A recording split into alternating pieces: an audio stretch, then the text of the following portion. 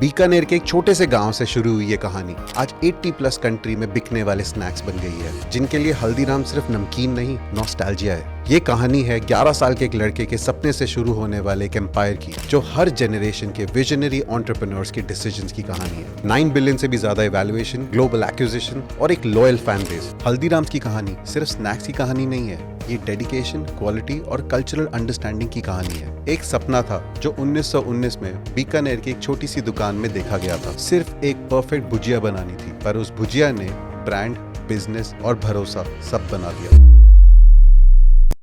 जब भी हम दुनिया के सबसे बड़े फूड ब्रांड्स के बारे में सोचते हैं तो हमारे जहन में मैकडॉनल्ड्स, डोमिनोज या केएफसी जैसे नाम आते हैं, लेकिन एक ऐसा इंडियन ब्रांड है जो इन सबको क्वाइटली चैलेंज कर रहा है, टेस्ट में भी, रीच में भी और इमोशन में भी। और उस ब्रांड का नाम है हल्दीराम्स। बीकानेर के एक छोटे से गांव से शुरू हुई ये कहानी आज 80 प्लस कंट्री में बिकने वाले स्नैक्स बन गई है। 9 बिलियन से भी ज्यादा इवैल्यूएशन, ग्लोबल एक्विजिशन और एक लॉयल फैन बेस, जिनके लिए हल्दीराम सिर्फ नमकीन नहीं, नॉस्टैल्जिया है। ये कहानी है 11 साल के एक लड़के के सपने से शुरू होने वाले एक एम्पायर की, जो हर जनरेशन के विजनरी एंटरप्रेन्योर्स के डिसीजंस की कहानी है। गंगा बिशन अग्रवाल, जिनको हम प्यार से हल्दीराम जी कहते हैं, उनका सफर एक कॉमन मारवाड़ी फैमिली से स्टार्ट हुआ। सिर्फ 11 साल के थे जब उन्होंने अपने पापा की भुजिया की दुकान पे काम करना शुरू किया। वहाँ उनका काम होता था सफाई करना, थैले पैक करना और कभी कभी कस्टमर से बातचीत करना। लेकिन एक चीज थी जो उनको दूसरे बच्चों से अलग बनाती थी, उनका ऑब्सेशन विद भुजिया। जब उस एज में बाकी सब बच्चे खेलते थे,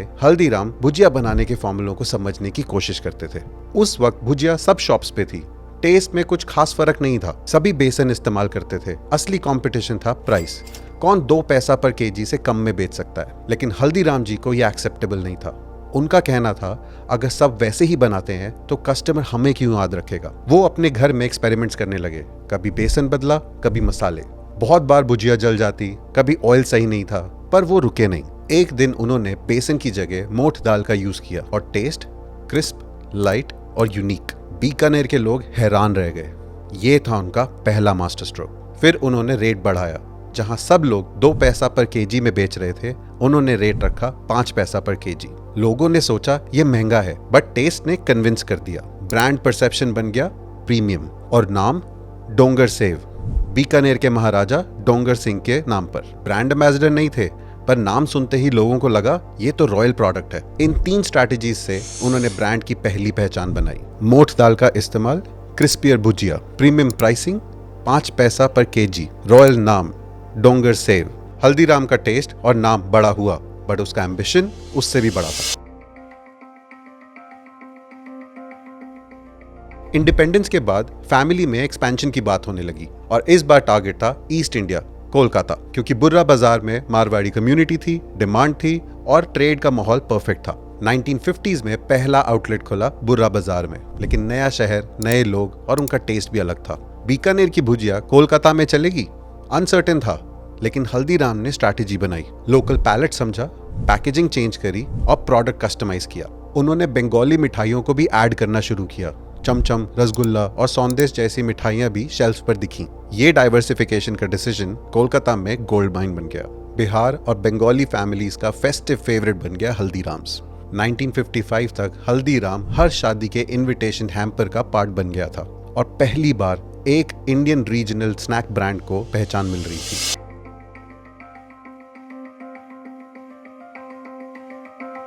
नागपुर में बिजनेस स्टार्ट करने का आइडिया लेके आए शिव किशन अग्रवाल, हल्दीराम जी के ग्रैंडसन। प्रॉब्लम, महाराष्ट्र में भुजिया की डिमांड ही नहीं थी, लोग फेमिलियर ही नहीं थे। पर शिव किशन जी विजनरी थे।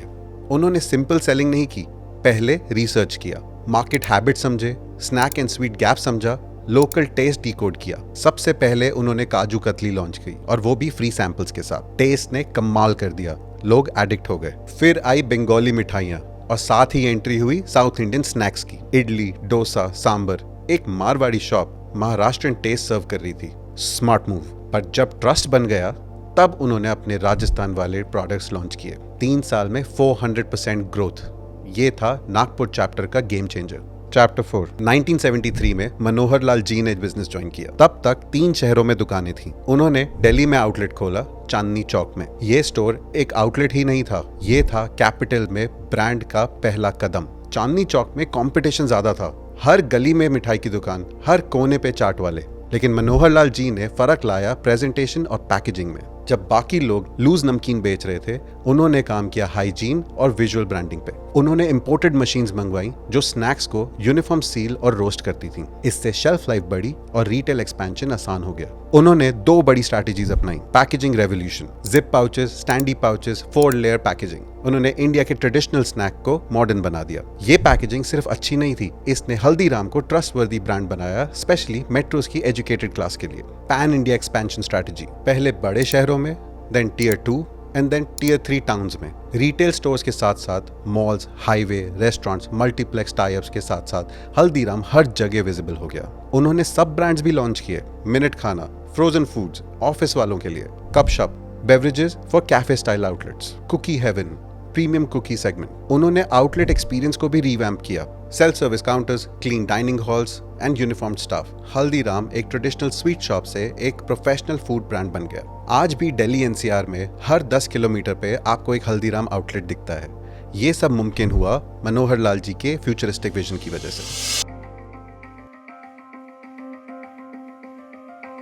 जब ब्रांड इतना बड़ा हो जाता है तो मैनेजमेंट और विजन में कॉन्फ्लिक्ट्स होना एक आम बात है। 1990s में हल्दीराम्स की फैमिली में ओनरशिप और ऑपरेशंस को लेके थोड़े बहुत डिसएग्रीमेंट्स होने लगे। सभी ब्रांचेस का अपना विजन था, अपनी स्ट्रैटेजी थी, इसलिए डिसाइड किया गया कि बिजनेस को स्प्लिट किया जाए। तब बना एक unique model, Haldiram snacks in New Delhi, Haldiram food international Nagpur and Haldiram Bhujiawala in Kolkata. तीनों इंडिपेंडेंट ब्रांड्स बन गए with their own branding, manufacturing units and distribution networks. Legal disputes भी हुए, specially between Nagpur and Delhi branches. Trademark disputes ने थोड़ा बहुत कंफ्यूजन भी क्रिएट किया, बट तीनों ने अपनी अपनी टेरिटरीज और प्रोडक्ट लाइंस क्लियर कर ली। कस्टमर्स कंफ्यूज हुए क्योंकि सभी एक ही नाम से अपने अपने प्रोडक्ट्स बेच रहे थे, पर हर ब्रांच ने अपनी अपनी मार्केट स्ट्रेंथ पे डबल डाउन किया। दिल्ली नॉर्थ इंडियन टेस्ट के products, retail expansion and gift hampers. Nagpur western India exports and frozen meals. Kolkata Bengali sweets and मिठाई बेस्ड गिफ्टिंग। ये स्प्लिट ने फ्लेक्सिबिलिटी दी, हर ब्रांच अपने रीजन के टेस्ट और हैबिट्स के हिसाब से इनोवेट कर पाई। कंपटीशन ने क्वालिटी और प्रोडक्ट रेंज को और भी बड़ा बना दिया। एक तरीके से ये हेल्दी राइवलरी भी बनी। –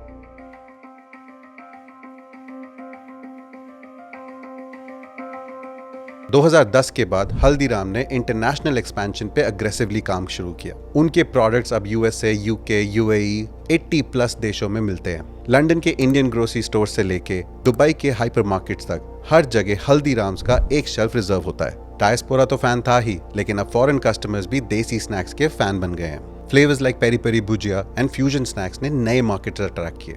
वो सिर्फ एक्सपोर्ट नहीं कर रहे, बल्कि नए इंटरनेशनल टाई-अप्स भी कर रहे हैं। यूके में ready to eat snacks, UAE में in house cafes and USA में एथनिक फूड फेस्टिवल्स में पार्टिसिपेशन, ये सब ग्लोबल ब्रांडिंग का एक पार्ट है। 2025 में एक बड़ा फाइनेंशियल मूव हुआ। तेमासिक सिंगापुर बेस्ड इन्वेस्टमेंट कंपनी ने HSFPL में 10% स्टेक लिया 8,000 करोड़ रुपए में। इस डील के बाद कंपनी की वैल्यूएशन पहुंच गई $9 बिलियन तक। HSFPL क्या है? Haldiram snacks and food private limited. इसमें दिल्ली और नागपुर की FMCG ऑपरेशंस को मर्ज किया गया है। इसका मार्केट शेयर अब इंडिया के 6.2 बिलियन रुपीस के सेवरी स्नैक मार्केट में 13% है। ये डील सिर्फ पैसा नहीं, एक सिग्नल था कि हल्दीराम अब ग्लोबल इन्वेस्टर कॉन्फिडेंस एंजॉय करता है। ब्लैकस्टोन एंड बेन कैपिटल जैसे प्लेयर्स भी रेस में थे। ये सारी ग्रोथ के बीच में उनका एक मिशन कांस्टेंट रहा, भारत का स्वाद दुनिया तक। एक सपना था जो 1919 में बीकानेर की एक छोटी सी दुकान में देखा गया था। सिर्फ एक परफेक्ट भुजिया बनानी थी, पर उस भुजिया ने ब्रांड, बिजनेस और भरोसा सब बना दिया।